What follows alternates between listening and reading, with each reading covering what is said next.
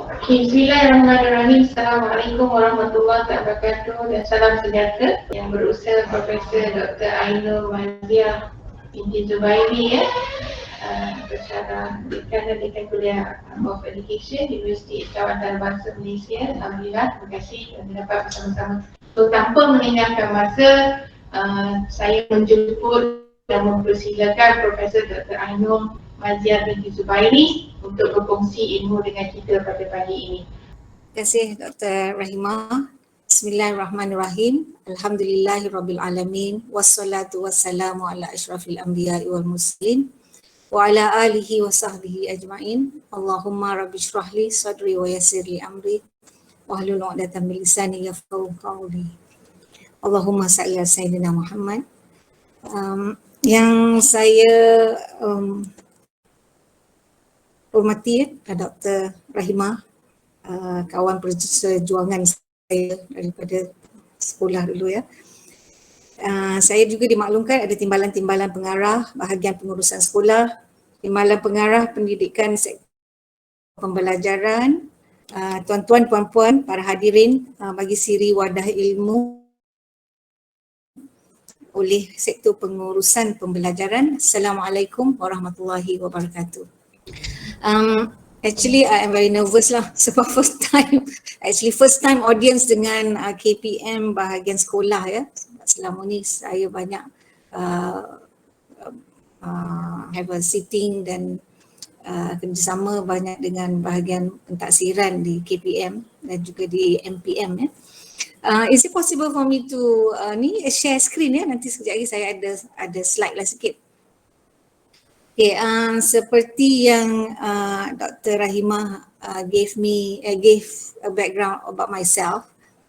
Jadi saya ni banyak kerja the last 20 years. Apa yang saya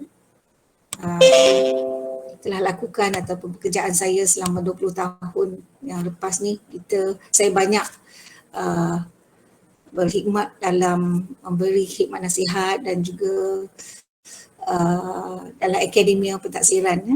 Jadi pada hari ini apabila Dr. Rahimah approach me and ask me boleh tak share something anything dalam pendidikan.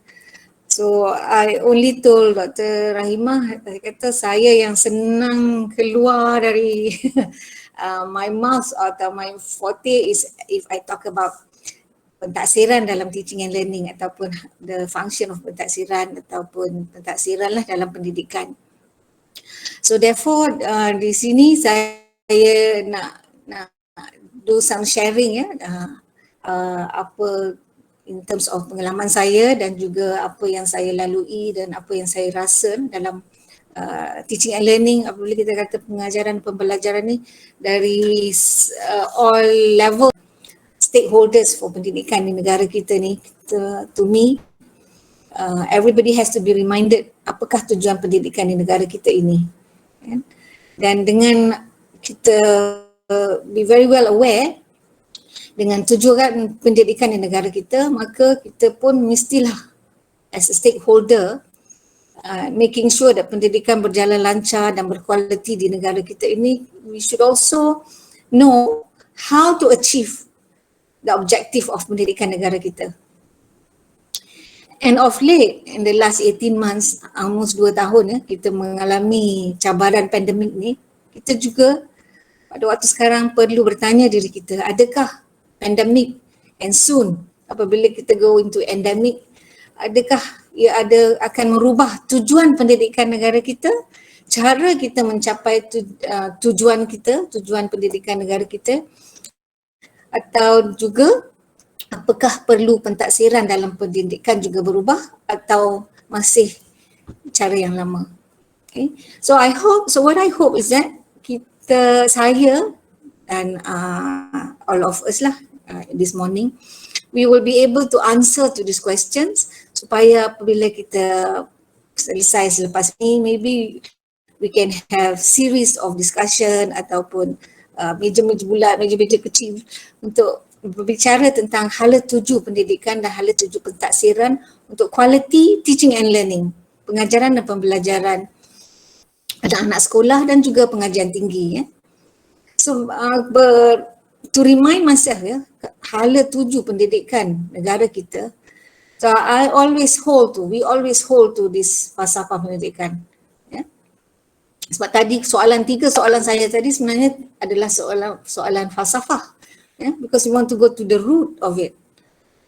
So actually we have been holding to this falsafah pendidikan kita yang ada banyak hikmahnya. And for the last, this is since 1998, dah berapa puluh tahun. Hala tuju pendidikan kita is very very clear di dalam falsafah pendidikan kebangsaan atau falsafah pendidikan negara kita. Iaitu untuk mewujudkan insan yang seimbang daripada inteleknya, rohaninya, emosinya dan jasmaninya, dengan berilmu pengetahuan, berketerampilan, berakhlak mulia, bertanggungjawab, mempunyai keupayaan untuk mencapai sejahtera diri supaya dapat memberi sumbangan kepada not just keluarga tetapi masyarakat dan negara. So just 2 minutes to remind us hala tuju. Apabila kita kata tadi, what is the hala tuju of pendidikan negara kita? So from the early years in the 1990s, hikmah falsafah pendidikan kita mengatakan, so pendidikan ni adalah the quality of our pendidikan sekolah dan pendidikan di Malaysia adalah pendidikan yang berkualiti, bermutu, because it says here menyeluruh, so holistic, and therefore, in other words, daripada pendidikan awal ke sekolah rendah, menengah dan juga pengajian tinggi, because this is when you talk about the falsafah pendidikan, it doesn't stop di sekolah hingga ke pengajian tinggi. The whole business of mendidik ini adalah mendidik untuk membentuk the whole person, the complete person, supaya mereka adalah individu yang seimbang dalam intelek, rohani, jasmani dan rohani. So I don't want to go through this. Tapi saya nak remind so apabila kita ada kurikulum, kita ada syllabus, kita ada content standard dan kita ada standard pendidikan tu. So at the end of it, sebenarnya kita nak membentuk the persons out of the education, which are people with character. Ataupun karakter, person adalah karakter. So holding that on to that, so saya ambil ni gambar ni daripada satu wall, dinding di Kuliah of Education, satu dinding yang besar, kami lukis the falsafah pendidikan, kami tulis the falsafah pendidikan in 2 walls, dalam bahasa Inggeris dan dalam bahasa Melayu, Malaysia, to remind us of this is a core business of education in Malaysia. Kita nak membentuk karakter person tu untuk menjadi sejahtera dalam jerisah ni, or jeri ni. So itulah hala tuju pendidikan kita. So in other words, untuk mencapai hala tuju tu, kita ada those people who are the penggerak untuk mencapai tujuan tu. Those are the teachers. So it's guru. So kita ada guru, nah, tugas tanggungjawab dia menyampaikan dan membantu untuk membina, tadi when we talk about the insan yang complete tu, untuk menyampaikan ilmu pengetahuan, untuk memberi kemahiran-kemahiran yang bersesuaian dengan untuk kehidupan dia apabila dia develop the character untuk menjadi seorang individu in the society, in the family, and wherever they are in terms of probably career ataupun in the job market. Tidak, not neglecting another important component, that is cikgu juga adalah the agent untuk membantu membina nilai-nilai, untuk membina dan developkan nilai-nilai. Okay. So these are the entity, tiga unsur besar dalam pendidikan kita. Kita ada guru to develop murid-murid dalam ilmu pengetahuan, kemahiran dan nilai-nilai. So peranan guru, so for that matter, so when we talk about pendidikan and when we talk about teaching and learning, so it's actually we're talking about what the teacher does. Peranan guru tu untuk menyampaikan ilmu-ilmu yang berguna, untuk menerapkan kemahiran, untuk beri kemahiran supaya the individuals will be able to do what they need to do with the knowledge that they gain. So those involve kaedah. So that's where saya daripada Kuliah of Education in the last 20 tahun di dalam pendidikan mengeluarkan guru-guru. So we emphasize a lot on kaedah pengajaran ataupun pengajaran dan pembelajaran yang guru-guru perlu ada sebab dia nak menyampaikan dan nak membina all this ilmu, kemahiran dan juga nilai-nilai kepada murid-murid tadi. Tapi because we know that dalam falsafah mengatakan it's not just about intellectual, it's about also the values and the nilai that kita guru kena develop, maka guru juga perlu menjadi model. Okay? So peranan guru ada jugalah is also to become the model so that anak-anak atau murid-murid will model the values and the spirit and the characters of the teachers. So kesimpulannya, so when we talk about pendidikan and peranan guru, so these are the three things dalam pengajaran dan pembelajaran yang every teacher will have to cater untuk memberi ilmu yang bermanfaat. So therefore we have all the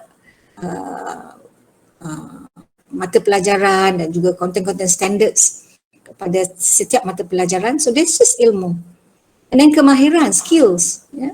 So on top of that, because these are characters tadi yang kita kata kita nak develop manusia yang sejahtera untuk berfungsi sebagai individu di dalam keluarganya, di dalam masyarakatnya dan juga sebagai warga negara Malaysia. So they need to have kemahiran juga. So guru-guru juga dalam pengajaran dan pembelajarannya harus menerapkan kemahiran yang penting untuk kehidupan masa depan anak-anak atau murid-murid mereka. Not neglecting values. So these are nilai. So these are the three things. Tugas guru tu bila kita cakap about TNL, teaching and learning. So where does assessment come? So where is assessment? When I talk about where is assessment and what is assessment ni, apa yang saya share di sini adalah apa yang saya dan beberapa pakar-pakar dalam pentaksiran apabila kami menulis buku-buku dan chapter dalam pentaksiran dan juga pengajaran. So these are the things. So I quote many of the things in the next slides apabila I talk about assessment ni. I quote from all the write-ups dengan profesor-profesor lain dalam pentaksiran. So pentaksiran ni is established as the integral component of any instructional context ataupun education. So in other words, kalau kita berkata tentang teaching and learning, pengajaran dan pembelajaran, so we cannot run away. The core is actually assessment, pentaksiran. Kerana melalui pentaksiran lah dalam bulat tu kita akan tahu or we will ensure the institutional quality and accountability of pendidikan yang diberi oleh sekolah ataupun institusi. So how do we know, in other words, how do we know that we're providing quality education and we're providing quality kepada murid-murid unless you do assessment? So we do not know. Begitu juga dengan accountability. So how do we know that we have rendered the services, or people have rendered the services dalam education, baik guru, pihak sekolah ataupun stakeholders yang responsible? How do you know that they are accountable? Unless assessment takes place, maka there is no evidence of accountability. And equally important dalam bullet nombor 2 tu ya, assessment kalau dilakukan dengan quality dengan mengikut prinsip-prinsip assessment, it should improve learning as well as performance of anak-anak ataupun pelajar-pelajar. This is long, but I just want to quote again yang very much quoted ataupun very famous quotation about assessment mengatakan the primary purpose of assessment is to enhance learning. Okay? So dengan itu, assessment is because it is very integral and influences and the environment and influences what teacher does. It is very important that teachers, tadi guru tadi yang kita kata dia ada peranan dia, so peranan dia mencari kaedah-kaedah, instructional strategies to deliver through the teaching and learning. So they have to provide also the environment of learning through assessment.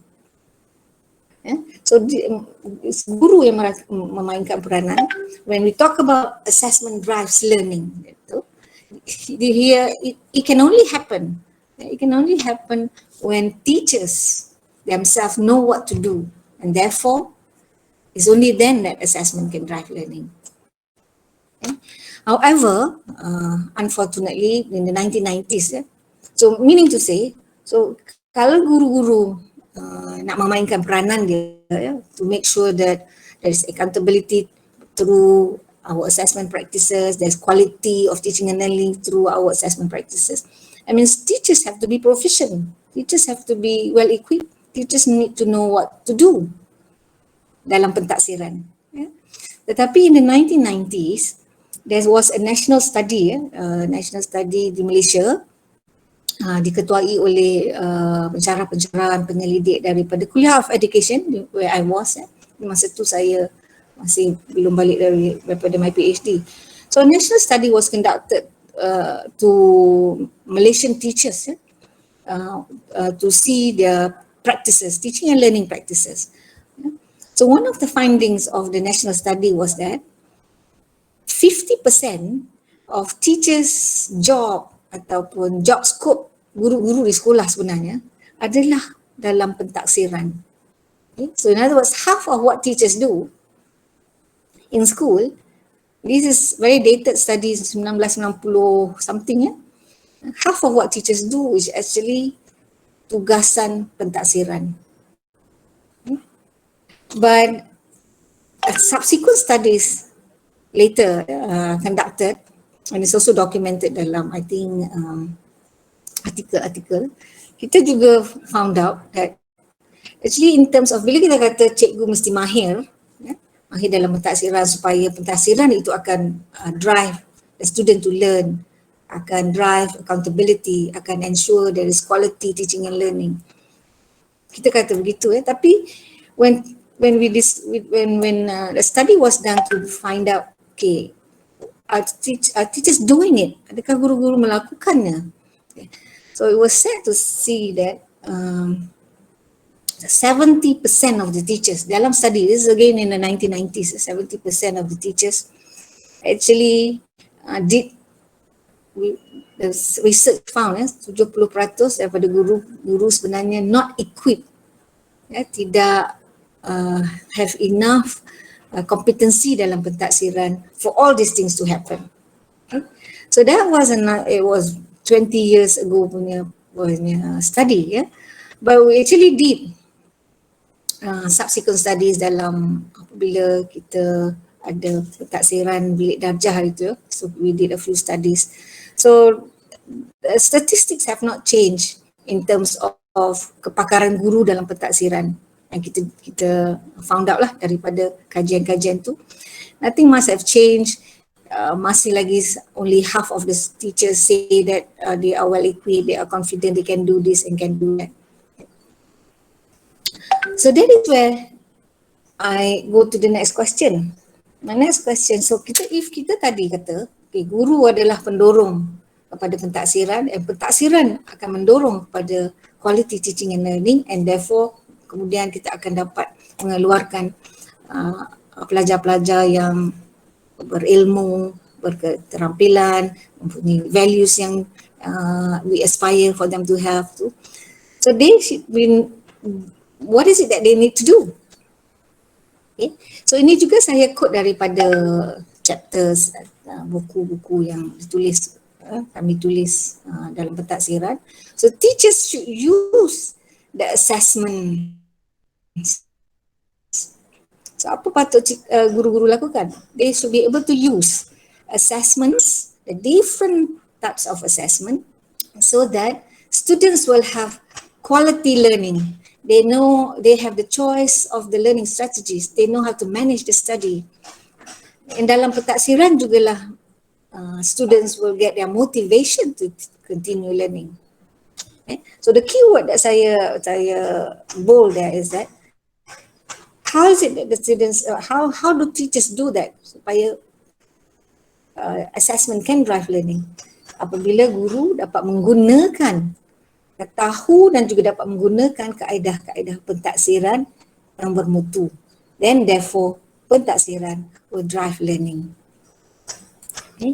But like I said earlier just now, it's an open secret sebenarnya apabila beberapa studies have been done in Malaysia to look at or to study current teachers, in-service teachers tentang kemahiran di dalam pentaksiran. Every of this study will say that or will find that not all teachers are adequately prepared or adequately competent to actually assess student learning menggunakan assessment tools and assessment methods yang berkualiti. Okay. So therefore, apabila kita kata guru-guru tadi have to have the competency and have to be able to use, so there are certain principles of assessment. Okay. Yang all these teachers, if they are well aware of it, so they should be moving using the assessment to drive learning. Okay. So some of the principles, there are many principles of assessment. Saya nak share beberapa saja di sini, and I think 2 or 3 here, and the 2 or 3 here I think are very important now for us to realize apabila kita telah melalui cabaran pandemik ini. Okay. So the first is about types of assessment. Kita semua tahu, I don't need to talk about assessment of learning, assessment for learning, and assessment as learning. Okay. Because by definition, I'm sure all of you are well aware apakah itu dia assessment of learning. Ya, apabila kita melakukan pentaksiran yang digunakan untuk rank our students' achievement, to know students' achievement, so that when we know the achievement of each students at the end of their teaching and learning, so kita dapat rank dia. So that's where the students get the grades. So that's where it's summative in nature. Yeah. But if we talk about this now, quality assessment use, jadi guru-guru should not only practice assessment of learning, because kita ada tadi knowledge, kepakaran, kemahiran, and values. So there should be also practices of assessment for learning. Ya, sebab kita apabila guru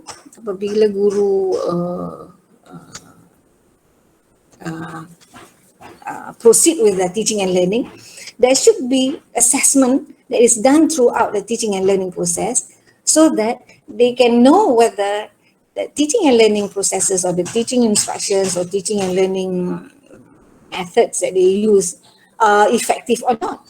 So how do they know that? Bila saya mengajar guru-guru untuk jadi guru, pre-service teachers, I always say this to teachers. Always ask yourself, saya shock sendiri ke saya tak shock sendiri? So if you don't want to shock sendiri, then you need to know what to do for assessment for learning. Because kita akan tukar our instructional strategies when we do the assessment and we know that our teaching and learning methods it doesn't work. Okay. And of course, we have assessment as learning. So di sini I think slowly perhaps di sekolah kita pun telah banyak melatih guru untuk practice assessment of learning, assessment as learning, di mana kita patut melatih anak murid kita bukan saja untuk pencapaian, bukan saja untuk guru tu tahu sama ada dia pengajaran pembelajaran dia effective or not, but for the metacognition atau melatih murid to be able to know how they learn, how well they have learned. Okay. And the strategies that the teachers should use adalah assessment as learning, so that they are aware, supaya murid-murid are aware of how they learn, and then how is it that they need to improve, and which areas that they are weak and good in, and mana areas yang dia perlu improve. Okay, so that's the first principle of the first thing that all teachers should be aware of. But the other one is about, relying on traditional versus alternative assessment. So we all know, kita semua tahu di mana letaknya traditional assessment dan di mana pentingnya ada alternative assessment. Bila kita tengok tadi 3 areas peranan guru, dia nak memberi ilmu, dia juga nak menerapkan kemahiran, dia juga nak membina karakter dengan nilai-nilai yang penting dalam anak murid. So they should know that di mana can the traditional assessment use. Okay? So traditional assessment, whenever I have the audience of lembaga peperiksaan, when we talk about pentaksiran, we always actually, the world view is only or mostly on the traditional assessment, because these are the traditional ways of assessing, and mainly with the traditional assessment adalah untuk achievement, untuk pencapaian. Okay. Tapi tadi dalam assessment, dalam principle of assessment tadi, apabila kita membuat pentaksiran, teachers should not just look at pencapaian or achievement. There are other things that they should be looking at apabila dia tengok kemahiran dan juga nilai-nilai or values. Okay. So this is where the traditional assessment methods atau strategies that teachers should be able to also utilize, yang bukan menggunakan pen and paper. And bila saya tanya soalan yang ketiga tadi, sama ada sebab kita tidak lari lagi daripada examinations for achievement purposes. Jadi apabila kita telah di challenge by the pandemic, so I think this is where we sit down and ask, okay, so what is, when we talk about pentaksiran, examination oriented pentaksiran, what we have to do in the last 2 years adalah pentaksiran untuk pencapaian melalui online learning. Okay? So is it going to be the same?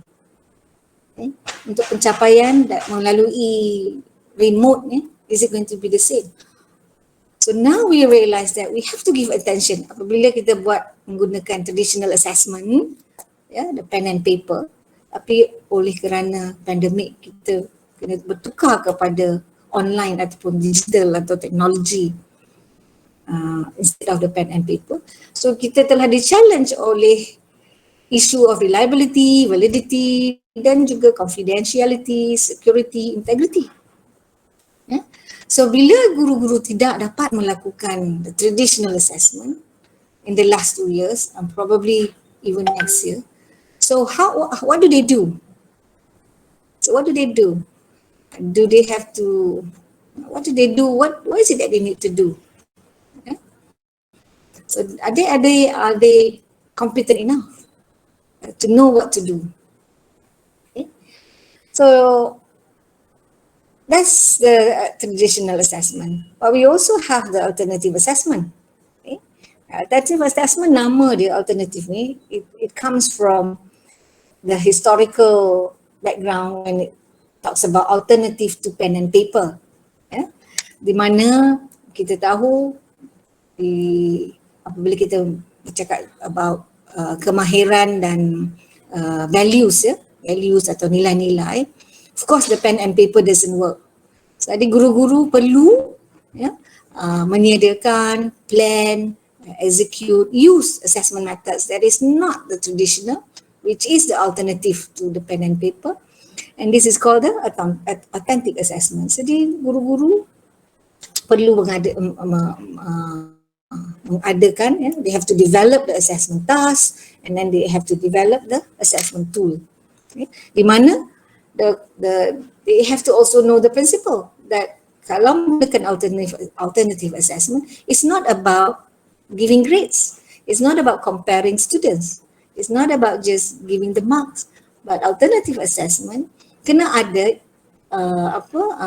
there must be element of feedback. But feedback then will help the students to learn better, to know their weaknesses. Okay? So those are the other things that encompass peranan guru tadi. Okay? So jika dia menggunakan alternative assessment, dia perlu know how to design the assessment task, and dia perlu design ataupun decide on what are the assessment tools that I should give, because now when I do a traditional assessment, alternative assessment, I'm not dealing with grades. I've got to be able to give feedback to the students.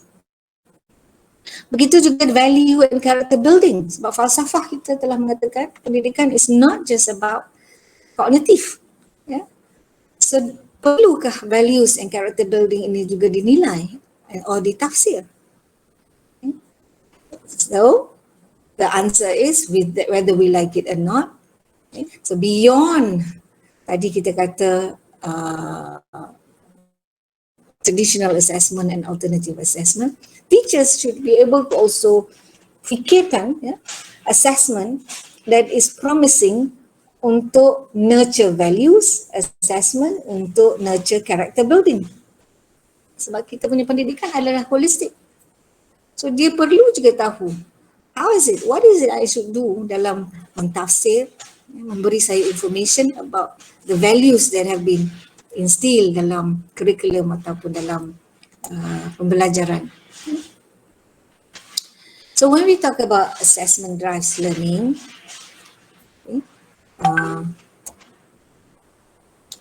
assessment drives learning, buzzwords tadi ya, we talk about assessment drives learning. So actually the driver for this are the teachers. Okay. For assessment to drive learning, okay, so the teachers should ensure, guru-guru lah yang patut ensure, if assessment should drive learning, then the teachers should be able to execute, teachers should be able to ensure that their assessment practices akan drive learning through their methods of assessment dalam pengajaran dan pengajaran mereka. Okay.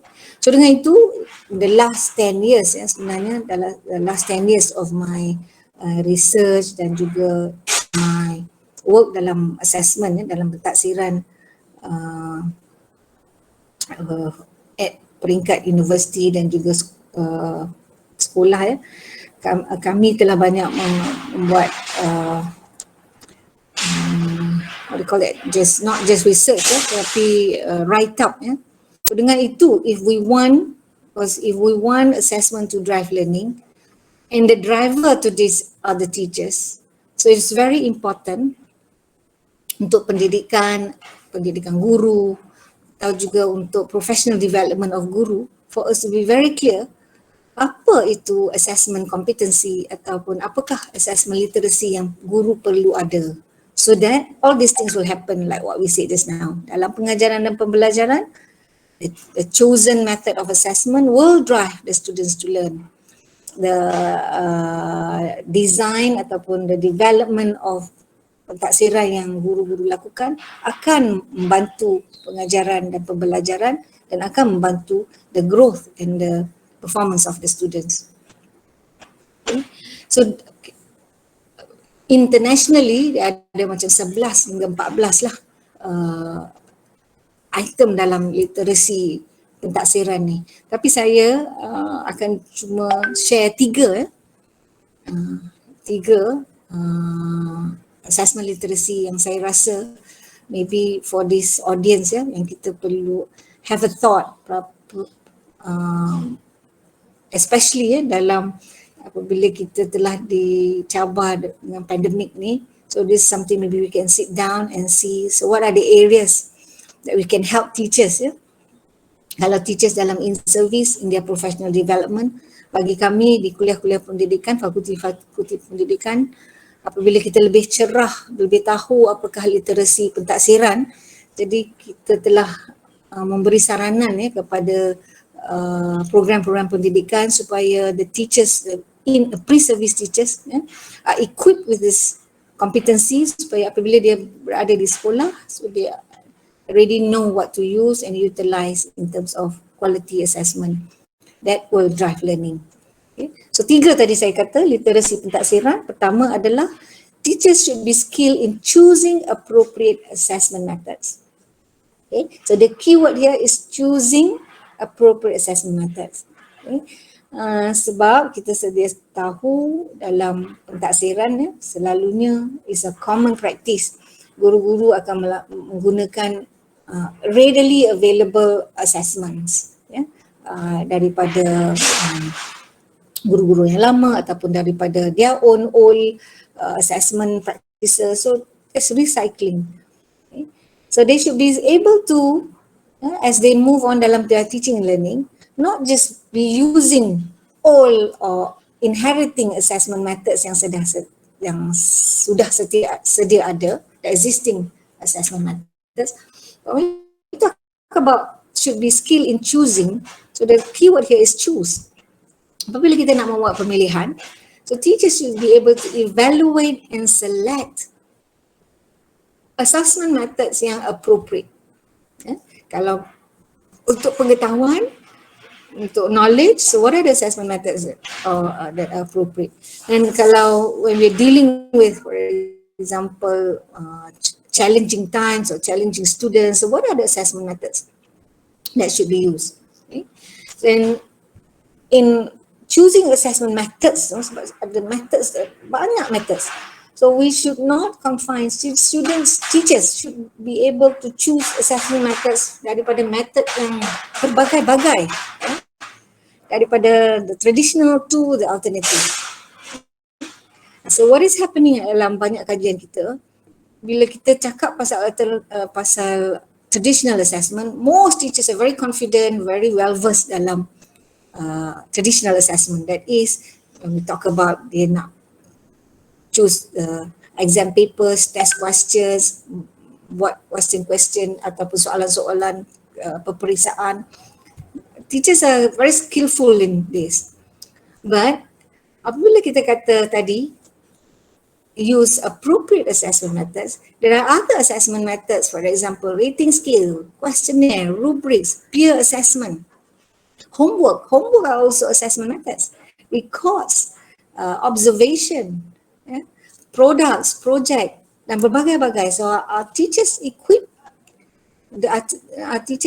adakah guru-guru realize, know that there are available tools ni, methods ni yang boleh digunakan untuk mentafsir kemahiran, knowledge as well as values. Okay, so itu kompetensi pertama tadi.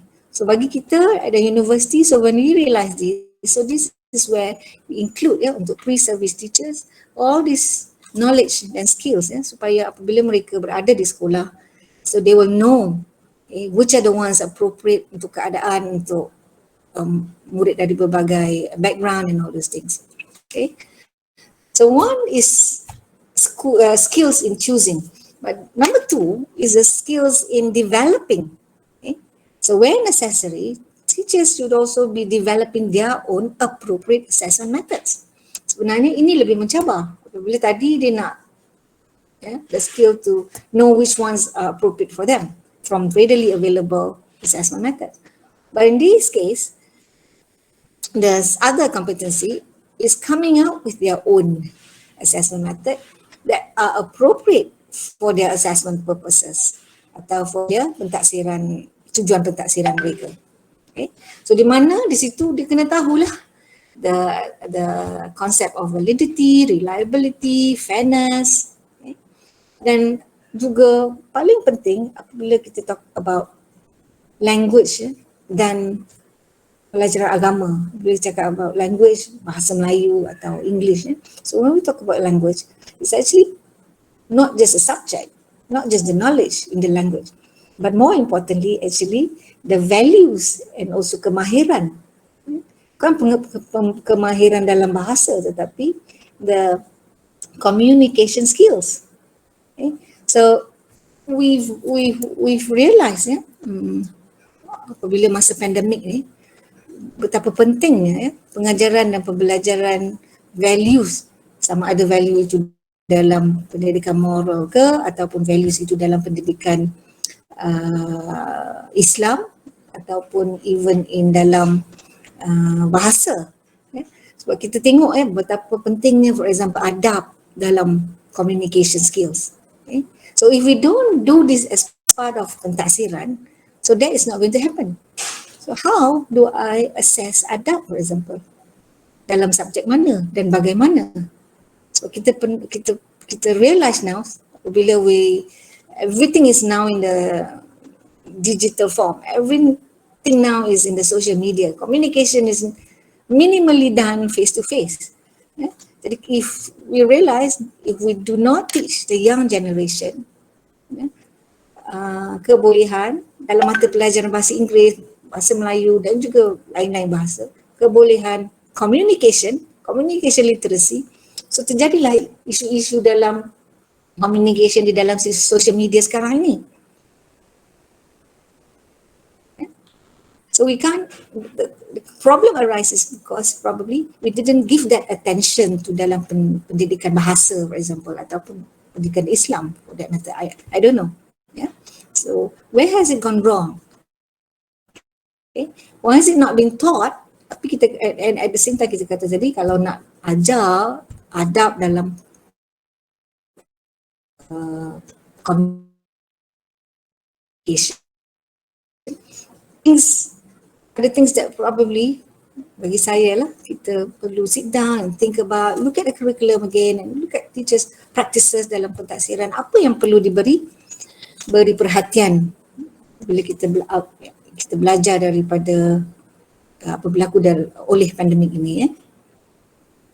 Okay, the third one apabila saya tadi cakap pasal pentaksiran, literasi pentaksiran that I want to share adalah teachers should be skilled in using assessment results or assessment information to make decision about the individual students, planning of the teaching, school improvement.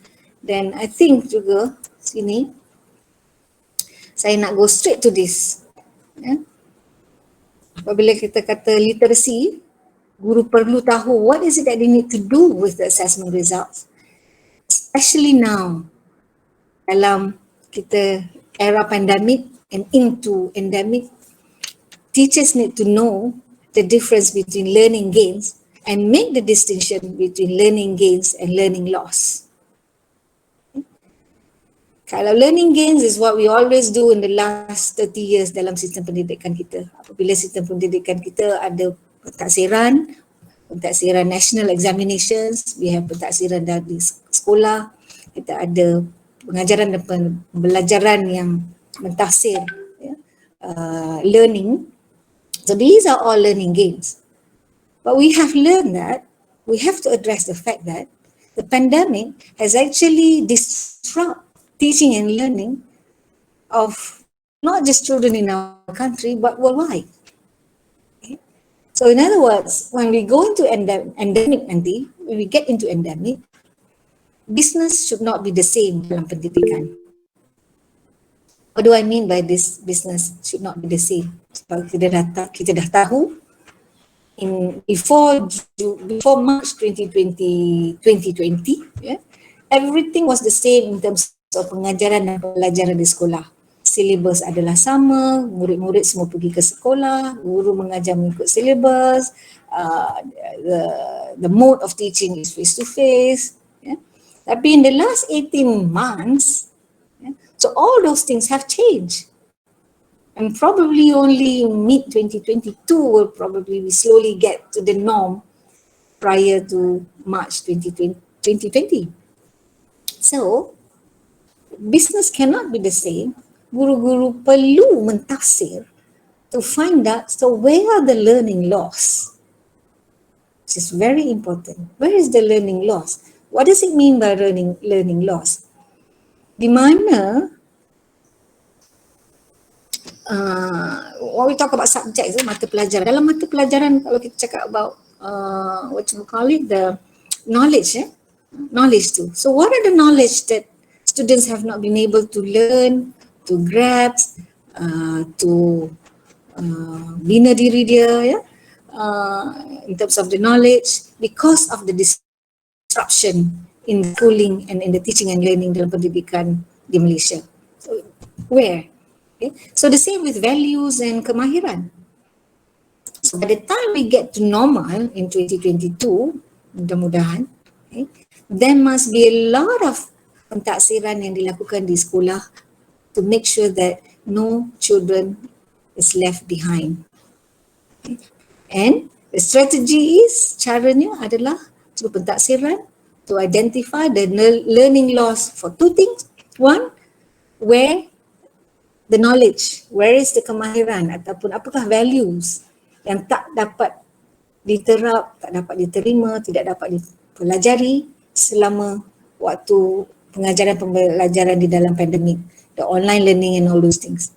Okay, so that is in terms of what hasn't happened. Two, which is equally important, is who, pelajar manakah who has gone through learning loss in which we have to help them to pick up. Okay? So how do we identify who are the children who've gone through the learning loss and who are the ones who've gone through the learning loss the most? And siapa yang tak banyak sangat, because we need to do remedial. Okay? We cannot, apa saya kata tadi, we cannot continue business as usual. We must attend to the children so that they are not left behind simply because they have gone through the learning loss the most. Okay? So in order to do this, to do the intervention, remedial, enhancement, to do this is melalui pentaksiran. But the decision to know what to do, who to cater for adalah dengan pentaksiran. Jadi guru-guru perlulah memainkan peranan dia. When we go into the endemic, supaya sebelum kita bercakap tentang assessment drive learning, we address dahulu di manakah dan siapakah all the teaching and learnings have not taken place and who are the people who have gone through the learning loss. And before we talk about that learning gains tadi, what is being assessed is being learned. Belum kita cakap pasal mengenai how much has been gained, berapa A, apakah mata pelajaran yang dicapai. Before we talk about that, we must make sure that we address the learning loss dalam pendidikan di negara kita supaya we do not have any of the children left behind. Kerana kita kata tadi dalam falsafah tu, it hasn't changed walaupun pandemik, falsafah masih sama. That is, at the end of the day, all the years of pendidikan daripada awal hingga ke tertiary adalah untuk membentuk insan-insan yang sejahtera dalam jari dan juga